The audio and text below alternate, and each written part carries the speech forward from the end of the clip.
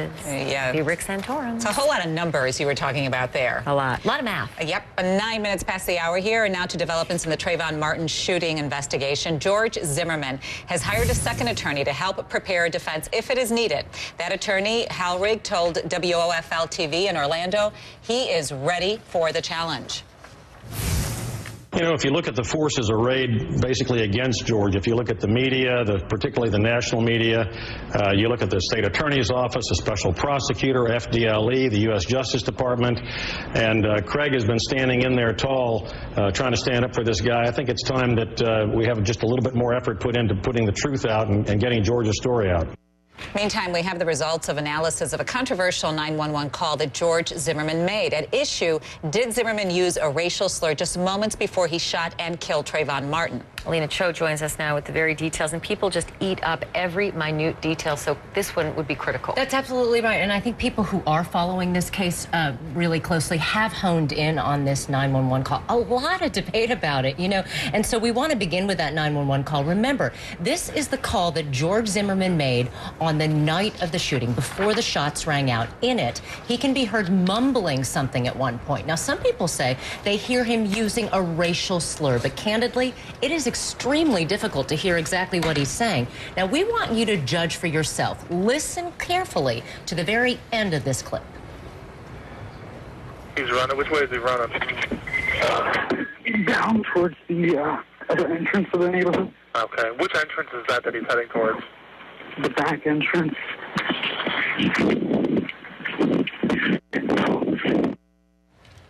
Sounds like a lot of wind there. You can barely hear what's going on. So what exactly did Zimmerman say there? Was it a racial slur? We asked forensic expert Tom Owen to enhance and analyze that portion of the audio to see what he could glean from this. Owen says he believes that Zimmerman did not use a slur, but instead said effing close. We're going to play it for you again, but this time it's Owen's cleaned up version, and we're going to play it for you 3 times. Again, listen carefully.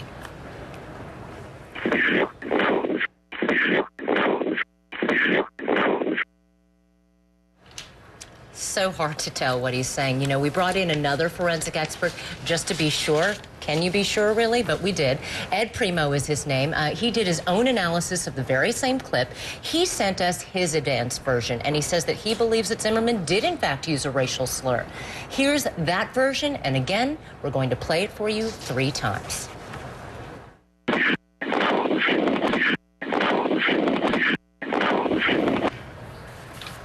Wow. So hard. I mean, it's really difficult, you know, especially if you're just hearing it now, especially 3 times, you still can't really tell. You can listen to it 1,000 times, and I think you would, you know, perhaps somebody could convince you that something was said. On Starting Point, a friend of Zimmerman's actually appeared and talked about some of the robberies that had happened specifically or allegedly by blacks in that community. What do you know about that? That's right. According to Sanford police, you know, there were 8 robberies in that housing development. We want to get to that in just a minute, but it really does speak to the question. Just back up for 1 second about the 911 call. It really speaks to the question of the race issue, you know, right? It's the first time I'd ever heard anybody suggest that Zimmerman might have been saying the word clothes instead of the racial slur. That starts with a C. Yeah. Right. And that's right. And that's part of the reason why, and presumably, you know, this whole issue and the reason why we care about it so much is because of race, and was it a hate crime? And so if Zimmerman did, in fact, use that racial slur, of course, that's just going to add fuel to the fire to all of those Trayvon Martin supporters who are saying, see, this was a hate crime. Well, see, this was racially motivated. Isn't this what the FBI is looking at, too? Of course, and they are looking at it very closely. Now, to your point about the robberies in the area, yes, there was crime in the area, and we did look into that. Soledad did speak to a man named Frank Taaffe. He lives in the community. He's a former neighborhood watch block captain, and here's exactly what he said to Soledad about crime in the area. Listen.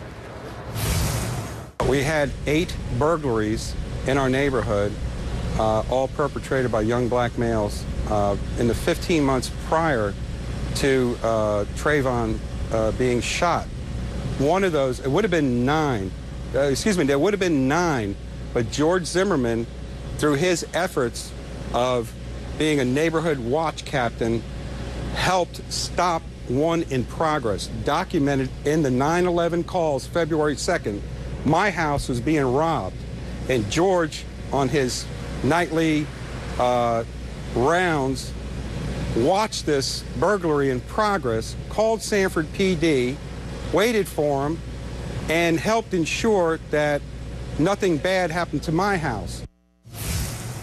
Stopped one in progress. Is that true? Well, CNN did some digging. According to Sanford police records, and this is what we were talking about before, there were indeed 8 robberies in that housing development in the 14 months prior to Trayvon's shooting.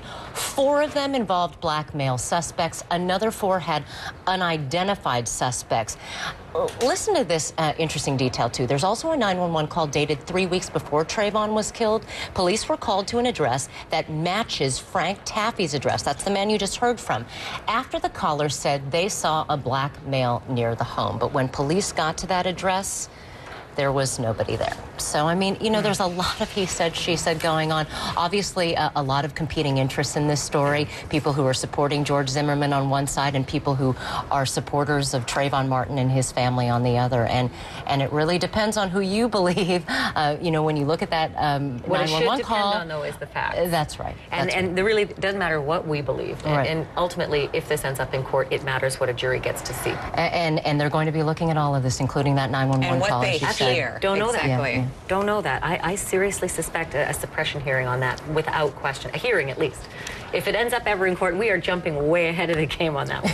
Yeah, we are. You're right. You have your work cut out for you. You're right, I do. Thank you, Alina. Okay, we appreciate it. 16 minutes now past 5 o'clock, and still ahead.